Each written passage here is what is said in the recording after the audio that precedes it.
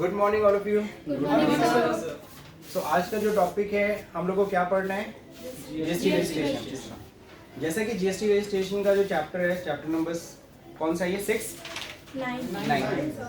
इसमें हम लोग ने ऑलरेडी पढ़ रखा है क्या कि जीएसटी में रजिस्ट्रेशन लेना कब ज़रूरी होता है, जिसको हम लोग ने लास्ट टॉपिक हम लोगों ने ऑलरेडी स्टडी किया था यस्टरडे। तो आज सबसे पहले तो जो हम लोगों ने कल चीज़ें पढ़ी थी उसको थोड़ा सा रिकैप कर लेते हैं, उसके बाद फिर आगे बढ़ते हैं। पहला नंबर, जीएसटी रजिस्ट्रेशन किसको रिक्वायर्ड होता है? अगर हम जीएसटी रजिस्ट्रेशन की बात कर रहे हैं तो कौन सा ऐसा बिजनेस है, जाहिर सी बात है बिजनेस अपना रजिस्ट्रेशन कराएगा किसके अंतर्गत? अंडर जी, अंडर जीएसटी। तो अगर जीएसटी रजिस्ट्रेशन की बात करते हैं तो जीएसटी रजिस्ट्रेशन किस बिजनेस को करना है? क्या मैंने अभी आज सपोज करो मैंने आज दुकान खोला तो क्या मेरे को इमीडिएटली जीएसटी में रजिस्ट्रेशन लेना पड़ेगा? नहीं ना, वहाँ पे क्या है? 40 लाख से क्या चीज? टर्नओवर। टर्नओवर का मतलब क्या होता है? टर्नओवर का मतलब क्या है? आया सेल, यानी कि आउटवर्ड सप्लाई। यहाँ सेल नहीं, आप सभी को पता है जीएसटी के अंदर सेल तो शब्द ही नहीं है। यहाँ क्या है? आउटवर्ड सप्लाई और इनवर्ड सप्लाई। तो यहाँ पे कौन सी सप्लाई की बात कर रहे हैं? और इसको हम बोलते हैं एग्रीगेट टर्नओवर। क्या बोलते हैं? और एग्रीगेट टर्नओवर में कितनी चीजें आती हैं? 4 चीजें। सबसे पहली चीज क्या आती है? Inter state supply, intra state supply, exempt supply, export of goods. ये 4 चीजों को जोड़ोगे that is called aggregate turnover. और एग्रीगेट टर्नओवर अगर कितने से अधिक होता है? 40 लाख से। तो ऐसे केस में क्या होगा? यानी मैंने सपोज करो आज अपनी शॉप खोल ली तो क्या मेरे को तुरंत जीएसटी में रजिस्ट्रेशन लेना है? नहीं। मेरा टर्नओवर जब 40 लाख क्रॉस करेगा then it will be compulsory to take registration under the GST. ये जीएसटी लॉ है। ओके, सो प्रदीप एक क्वेश्चन बताइए, अगर सपोज करो मेरा बिजनेस 40 लाख से भी नीचे टर्नओवर चल रहा है तो क्या मैं जीएसटी में रजिस्ट्रेशन नहीं ले सकता? कैसे? उसे क्या, कौन सा रजिस्ट्रेशन कहते हैं? That is voluntary registration. उसको क्या बोलते हैं? Voluntary registration. और 40 लाख के बाद 40 लाख का टर्नओवर क्रॉस कर रहा है देन यू आप क्या कर रहे हो? रजिस्ट्रेशन ले रहे हो तो उसको क्या बोलेंगे? Compulsory registration. जी हाँ, mandatory. You can say compulsory registration. Clear है? इसमें कोई दिक्कत किसी को? ठीक है, अब हम बात करेंगे, जैसा कि आपको बताया था क्या, एक और कैटेगरी है that is special state category. बता सकते हो स्पेशल स्टेट कैटेगरी में कौन कौन से स्टेट्स आते हैं और इनके लिए क्या लिमिटेशंस हैं? यानी कि यहाँ पे टर्नओवर लिमिट कितनी है, कितना लिमिट क्रॉस करेगा then you have to take the registration under GST. 20 lakh. बिल्कुल सही। Okay, Saloni can you tell me? Sonali, sorry. Okay, can you tell me which state comes under the special state category? Uttarakhand, Okay, Mizoram, Himachal Pradesh, Assam. you can say 7 sisters, है ना? 7 sisters सारे आते हैं, वो सबके सब किस में आ जाते हैं? Special state category. और भी कई स्टेट्स हैं, टोटल मिलाकर के करीबन कितने स्टेट्स होंगे? 7 स्टेट्स हैं स्टेट कैटेगरी। इसके अलावा 2 और स्टेट होंगे, अप्रॉक्स 9 स्टेट है जहाँ पे क्या लगता है वहाँ पे 20 लाख लिमिट। किसकी बात हो रही है? 20 लाख क्रॉस करेगा then you have to take the registration under the GST. सवाल उठता है, इस सवाल का मैंने जवाब बताया था आपको। स्पेशल स्टेट कैटेगरी में यहाँ 20 लाख है और बाकी सारे स्टेट्स के लिए जस्ट लाइक यूपी में कब रजिस्ट्रेशन लेंगे? 40 दिल्ली में 40 40 लाख क्रॉस करेगा then we have to take the registration. तो क्यों इन पहाड़ी इलाकों को क्यों 20 लाख की लिमिट की गई है? वहां तो टर्नओवर और क्या होता है? कम होता है। सेल क्या होता है? कम होता है। तो लिमिट क्यों इतनी कम रखी गई है? लिमिट क्यों कम रखी गई है? बिकॉज ऑफ, मैंने क्वेश्चन का जवाब तो खुद ही बोल दिया, क्योंकि वहां सेल क्या है? कम है। और अगर हम 40 लाख की लिमिट रखेंगे तो पता चलेगा जीएसटी में रजिस्ट्रेशन कभी लेंगे ही नहीं वो लोग, क्योंकि 40 लाख क्रॉस होने में बहुत टाइम लगेगा और गवर्नमेंट चाहती है मैक्सिमम लोग को जीएसटी के दायरे में रखना। Is that clear? समझ में आ गया? तो ये था स्पेशल स्टेट कैटेगरी जिनके लिए टर्नओवर लिमिट कितनी है? 20 लाख। अब जो इम्पोर्टेंट बात हम लोग ने कहा था या इम्पोर्टेंट बात हम लोग ने जो समझा था वो क्या था? ये थ्रेशोल्ड लिमिट तो है, ठीक है। अभी अभी प्रदीप ने बोला भी क्या कि सर 20 लाख से कम हो या 40 लाख से कम है तब भी आप जीएसटी में रजिस्ट्रेशन ले सकते हो, ठीक है, वो आपकी इच्छा है। लेकिन कई बार आपका ये थ्रेशोल्ड लिमिट जो 20 लाख और बाकी के लिए कितना मैंने बोला? 40 लाख, कई बार इनको तो देखना ही नहीं होता, ये एप्लीकेबल ही नहीं होगा, आपको immediately have to take the registration. ऐसे कौन से केसेस हैं जब आप कौन सा है ई-कॉमर्स ऑपरेटर, ठीक है ना, बिल्कुल सही। ई कॉमर्स ऑपरेटर अगर आप हो, आप अमेजन के थ्रू अपना सामान बेचते हो या आपने कोई वेबसाइट ऑनलाइन बना रखी है, आप उसके थ्रू अपना कोई गुड्स बेच रहे हो, तो उस केस में आपको immediately you have to take the registration. आपको थ्रेशोल्ड लिमिट से कोई लेना देना नहीं है। कोई और कैटेगरी सनी, जिसको सनी अगर हम इंटरस्टेट आउटवर्ड सप्लाई करें, अगर इंटरस्टेट हम खरीदते समय तो कोई दिक्कत नहीं है, लेकिन बेचेंगे तो फिर तुरंत रजिस्ट्रेशन लेना पड़ेगा। अगर आप 1 रुपए का भी सामान आप बेचना चाहते हो interstate, you have to take immediately registration. ठीक है प्रदीप, और कोई कैटेगरी? रिवर्स चार्ज, बिल्कुल सही। अगर आप रिवर्स चार्ज के तहत आपको अगर टैक्स देना पड़ रहा है तो आपका टर्नओवर भले 40 लाख क्रॉस ना करे, you have to take the registration under the GST. ठीक है Arpita, casual taxable person, casual taxable person समझते हैं कि नहीं समझते हैं? Who is tax casual taxable person? चलिए आप बताइए पीछे, हाँ जितेंद्र जी आप ही बताइए, कैजुअल टैक्सेबल पर्सन किसे कहते हैं? नहीं क्लियर? अपर्णा नहीं, रवीना? जैसे सर कोई बिजनेस कर रहे हैं तो वो इनकम डायरेक्ट इनकम हो रही है, जैसे नहीं सीजनल बिजनेस जो होते हैं, सीजनल बिजनेस हाँ, जैसे नहीं। कि हाँ चलिए आप बोलिए। सीजन के हिसाब से लोग दुकानें लगाते हैं वहाँ पे, जहाँ पे शॉप्स वगैरह लगते हैं वहाँ पे। Sir suppose that handicraft goods etcetera. Simple सा मैंने आपको बताया था, मैंने अपने लैंग्वेज में बोला था तंबू गाड़ के बिजनेस करना, है ना। ये जो वर्ड है बस इसीलिए ताकि दिमाग पे हिट करता रहे। एग्जैक्टली सपोज करो you are the businessman of UP. अब क्या हो, दिल्ली में कोई फेस्ट लग रहा है, कोई वहाँ पे कोई एग्जीबिशन लग रहा है, आपको पता है उस एग्जीबिशन में अगर हम जाएंगे ना तो वहाँ पे हम भी कुछ सेल करके आ जाएंगे, अच्छा खासा सेल होगा, उसी बहाने मेरे प्रोडक्ट की और एडवर्टीजमेंट होगी। तो तुम चाहते हो उस जगह पे अपना क्या करना, अपना भी एक क्या करना, स्टॉल लगाना। तो उस एग्जीबिशन में अगर आप भी अगर पार्टिसिपेट करना चाहते हो तो वहाँ पे सबसे पहले होगा क्या, you have to take the GST registration in Delhi. अब सर लगता है सर वहाँ हमें परमानेंट तो काम करना नहीं, मुश्किल से ये 15 दिन का ये जो क्या है फेयर लग रहा है, एग्जीबिशन लग रहा है, उसमें हमें बस रहना 15 दिन। तो 15 दिन के लिए you have to take the registration under the GST. There is no threshold limit, कोई थ्रेशोल्ड लिमिट आपको केयर नहीं करना, आपको तुरंत you have to take the registration under the GST. Is that clear? इसी को हम लोग क्या कहते हैं, कैजुअल टैक्सेबल पर्सन। आप तो क्लियर हो गए ना। और इन्हें रजिस्ट्रेशन तुरंत लेना होगा अगर आप casual taxable. Non resident taxable person भी सेम था, बस यहाँ पे था यूपी से दिल्ली में जा रहे हैं, और अगर सपोज करो कोई कहाँ से आ रहा है, कोई नेपाल से भारत में आ रहा है, या फिर सपोज बांग्लादेश से भारत में आ रहा है, 10 दिन का कोई फेयर लग रहा है दिल्ली में, उसमें अपना स्टॉल लगाने के लिए जाए तो उसको रजिस्ट्रेशन, वो क्या कहलाएगा, non resident taxable person. Non resident taxable person कितने दिन के लिए रजिस्ट्रेशन लेते हैं? चलिए ठीक है, बोल दिए तो बोलिए। 90 डेज, बिल्कुल सही। तो 90 डेज के लिए रजिस्ट्रेशन लेते हैं, ठीक है ना। दीपक, अगर 90 डेज से ज्यादा अगर फेयर हमें चलाना है, होता है कि 90 डेज क्रॉस कर गया तो क्या होगा उस केस में?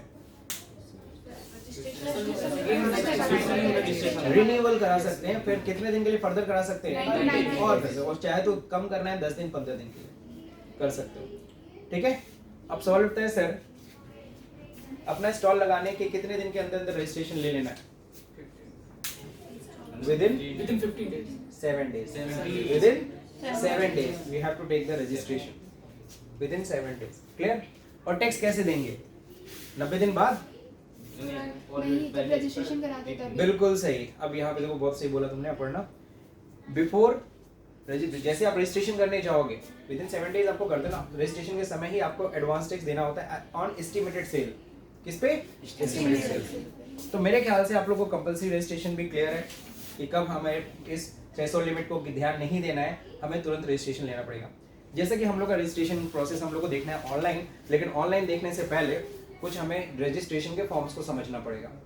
जब हम जीएसटी के रजिस्ट्रेशन करते हैं तो उसमें कुछ फॉर्म्स होते हैं, उन फॉर्म्स को समझेंगे देन उसको हम लोग ऑनलाइन देखेंगे। तो आज का जो टॉपिक है वो हम लोग को क्या करना है, पहले फॉर्म्स को समझना है, ठीक है। तो जीएसटी रजिस्ट्रेशन क्या समझना आज का टॉपिक, फॉर्म्स को लेकर के। तो फॉर्म में अगर हम देखेंगे सबसे पहला फॉर्म होता है, क्या चीज होता है, जीएसटी REG 01। ठीक है ना, इसको हम लोग प्रैक्टिकल भी चेक करेंगे, प्रैक्टिकली भी इसको करेंगे, बट फिलहाल हम लोग क्या देख रहे हैं, ओरली पहले समझ लिया जाए। नाउ जीएसटी आरईजी 01 होता क्या है? ये वो पहला फॉर्म है जो बेसिकली हम लोग जीएसटी रजिस्ट्रेशन करते समय भरते हैं। जब हम लोग इसको हम लोग बोलते क्या है, application for GST, you can से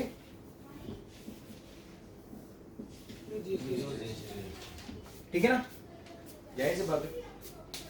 जब भी हम लोग जीएसटी रजिस्ट्रेशन अप्लाई करेंगे, न्यू रजिस्ट्रेशन के लिए अप्लाई कर रहे हैं जीएसटी में, तो उसके लिए हमें कौन सा फॉर्म भरना है? GST REG 01।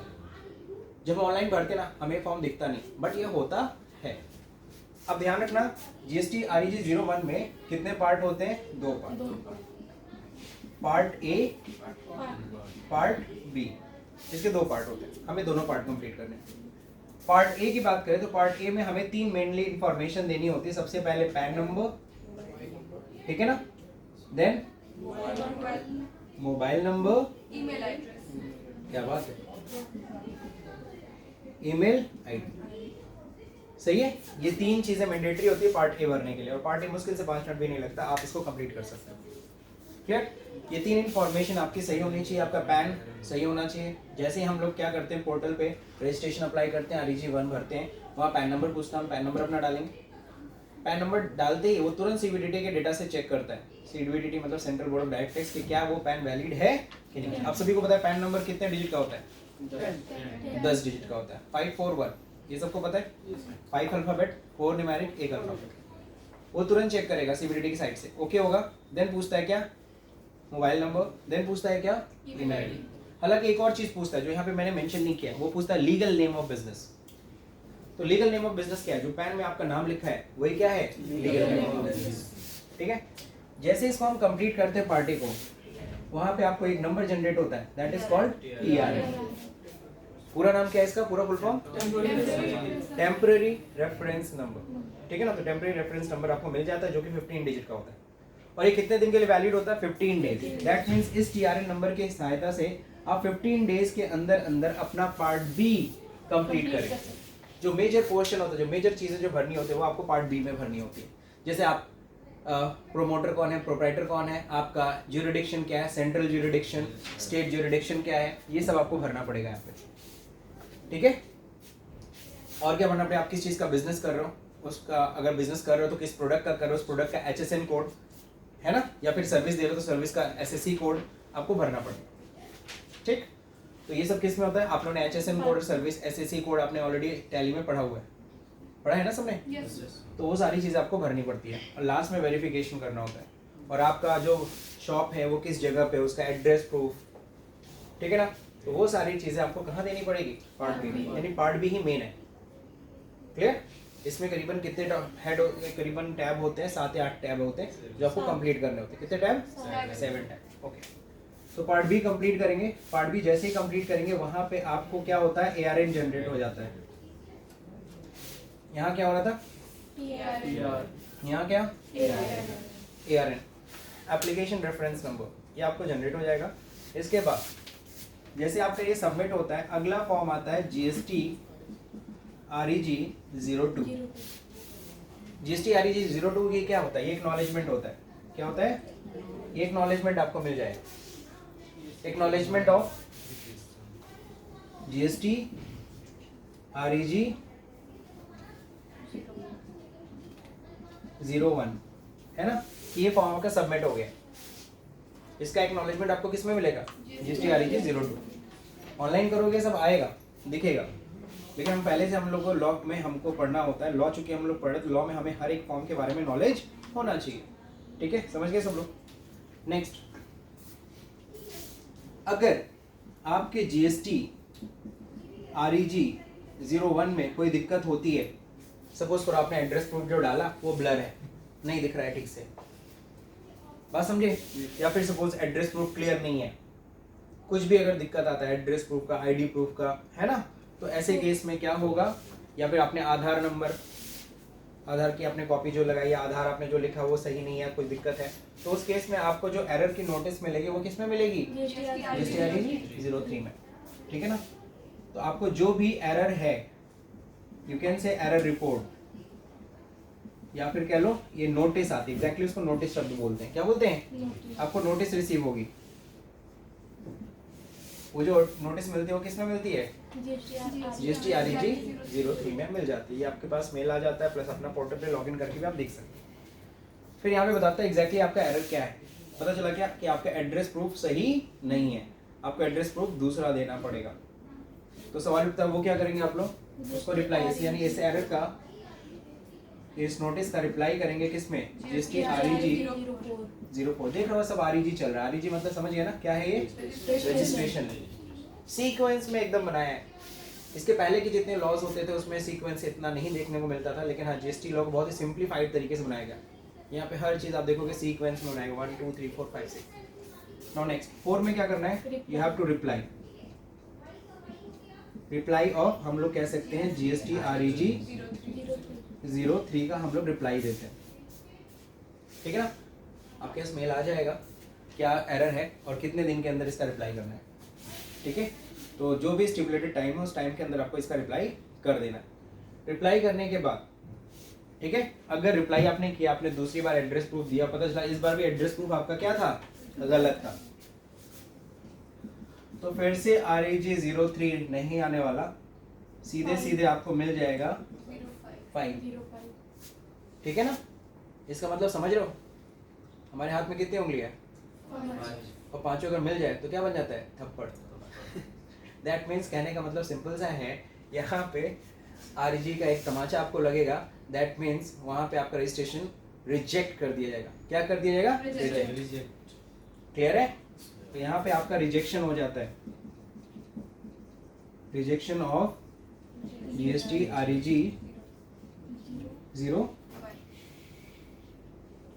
05 में, सॉरी मैं तो रिजेक्शन लिख देता हूँ, GST of REG registration, GST registration आपका क्या हो जाएगा? रिजेक्ट हो जाएगा। क्लियर?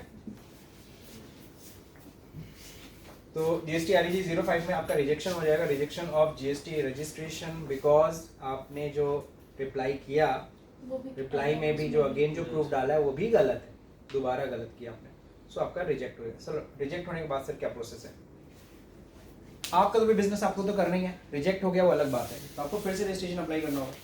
और जब इस बार फिर से रजिस्ट्रेशन अप्लाई करोगे, पैन नंबर तो आप चेंज नहीं कर सकते, लेकिन अगर आप mobile number email ID same रखोगे तो फिर कहेगा सुनो इस नाम से ऑलरेडी TRN जनरेट हो चुका है, तो ये मोबाइल नंबर ईमेल आईडी दोबारा यूज नहीं हो सकता, तो आपको ईमेल आईडी मोबाइल नंबर अपना चेंज करके फिर से अप्लाई करना पड़ेगा। Is that clear? तो यानी फ्रेश फिर से अप्लाई करिए। ये वाला सीक्वेंस खत्म हो चुका है आपका, ये TRN ये ARN आपके लिए खत्म। और अगर आपने यहाँ पे REG 1 भरा, आपको एक्नॉलेजमेंट मिला और सारे इंफॉर्मेशन प्रॉपर थी, कहीं कोई दिक्कत नहीं था, तो ऐसे में सीधे आपको क्या मिल जाएगा? GST REG 06। दैट इज, इसको हम बोलते हैं क्या?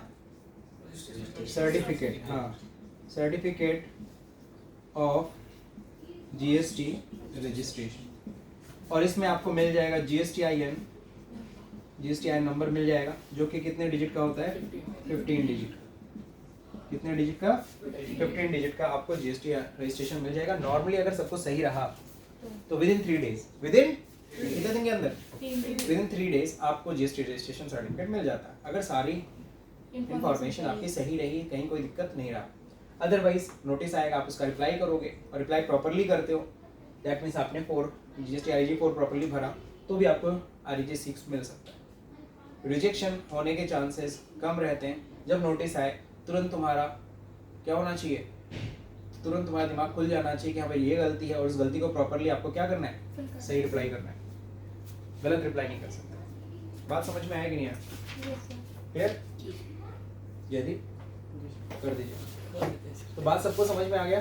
तो मेरे ख्याल से आज की जो क्लास में हम लोगों ने GST रजिस्ट्रेशन के जो फॉर्म है, GST रजिस्ट्रेशन का जो फॉर्म है उसको हम लोगों ने समझा।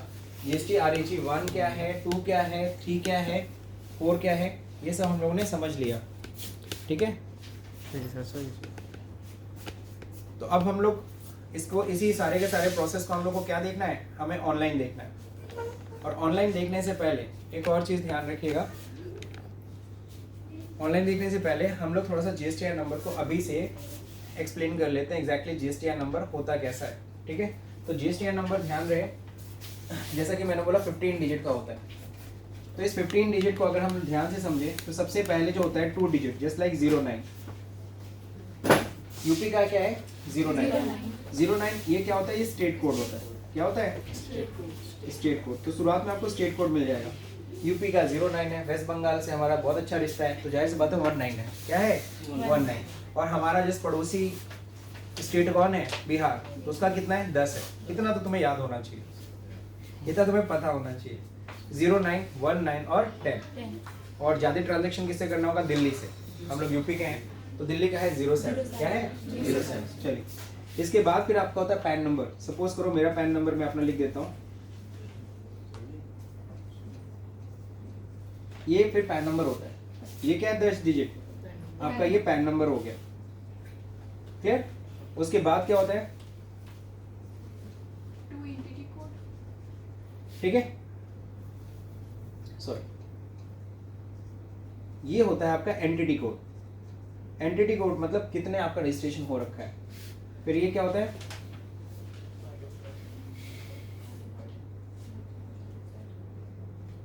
ये ऐसे कर देता हूं। फिर ये हो गया आपका क्या एंटिटी कोड, आई थिंक ये है,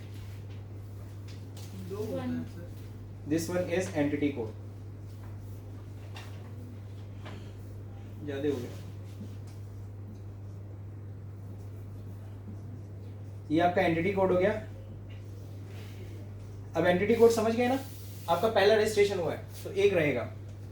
आपने सपोज करो अपने दूसरे शॉप का रजिस्ट्रेशन कराया तो उसका क्या रहेगा 2। आप सभी को ये पता है ना, अगर आप एक स्टेट में नॉर्मली एक रजिस्ट्रेशन लेना होता है। अगर आपको यूपी के अंदर आपने दूसरी दुकान खोली है ना, एक गारमेंट्स का इलेक्ट्रॉनिक्स का है, तो आप दोनों का चाहो तो अलग अलग रजिस्ट्रेशन ले सकते हो। यूपी के अंदर ही 2 बिजनेस है, दोनों का चाहो तो अलग अलग रजिस्ट्रेशन ले सकते हैं, नहीं ले सकते। तो दूसरे का लोगे तो यहाँ पे क्या आ जाएगा, एक की जगह पे 2 हो जाएगा। लेकिन सपोज करो मेरा ना इलेक्ट्रॉनिक और गारमेंट्स का नहीं, मेरा गारमेंट्स का ही दूसरी शॉप खुल रही है, तो अभी भी रिसेंटली जो अमेंडमेंट हुआ उसमें ये ना बताया गया है, अगर आपका सेम बिजनेस है, अलग अलग एड्रेस पे है, तो आप चाहो तो अलग अलग रजिस्ट्रेशन भी ले सकते हो। पहले क्या था, वर्टिकल अलग होना चाहिए था, लेकिन अब वर्टिकल बिजनेस वर्टिकल अलग होने की भी कोई रिक्वायरमेंट नहीं है। ठीक, तो ये हो गया एंटिटी कोड। अब Z, यानी कि जब आपका 10वां बिजनेस होगा रजिस्टर्ड, ये Z फॉर फ्यूचर यूज है। क्या है, फ्यूचर यूज। तो फ्यूचर यूज कब होगा, जब 10वां आपका बिजनेस रजिस्टर्ड होगा, तो यहाँ पे Z हट के क्या हो जाएगा 0। 11वां बिजनेस रजिस्टर्ड होगा तो यहाँ पे क्या हो जाएगा 11। और ये क्या लास्ट में क्या होता है, इसको बोलते हैं हम लोग चेक डिजिट। क्या बोलते हैं, चेक डिजिट। तो इस तरीके से आपको जीएसटी नंबर आपको पता होना चाहिए, ये 15 डिजिट के बारे में। और आपको जब ये सर्टिफिकेट जीएसटी रजिस्ट्रेशन का सर्टिफिकेट मिलता है, तो इस सर्टिफिकेट आपको पता है 3 पेजेस आपको मिलेंगे इसके। उसमें आपको फर्स्ट पेज को प्रिंट करना है, उसको फ्रेम करना है, अपने शॉप के प्रोमिनेंट प्लेस पे रख देना है, लगा देना है, टांग देना है, ताकि कस्टमर या क्लाइंट आकर के उसे देख सकें। और अपना ये जो जीएसटी नंबर है, आपको ये जीएसटी नंबर अपने शॉप के शाइन बोर्ड के ऊपर मेंशन करना है। इट इज कंपल्सरी, अदरवाइज चालान है। अदरवाइज क्या होगा, चालान कटिएगा। तो आपको अगर चालान से बचना है तो ये 2 काम जरूर करिएगा। आप उसको प्रिंट करके क्या करिएगा, अपने पहले चीज तो उसको फ्रेम में लगा करके अपने रिसेप्शन पे लगा दीजिए। दूसरा नंबर क्या करना होगा, दूसरा नंबर क्या करना होगा, जीएसटी नंबर को अपने बोर्ड में फ्रेम कर। बिल्कुल, नहीं फ्रेम तो कर लिया, फिर शाइन बोर्ड पे भी लगाना है। तो मेरे ख्याल से आज की क्लास में इतना काफी है। अब हम लोग क्या देखेंगे, हम लोग ऑनलाइन देखेंगे। Clear? So today's class is thank you thank you sir.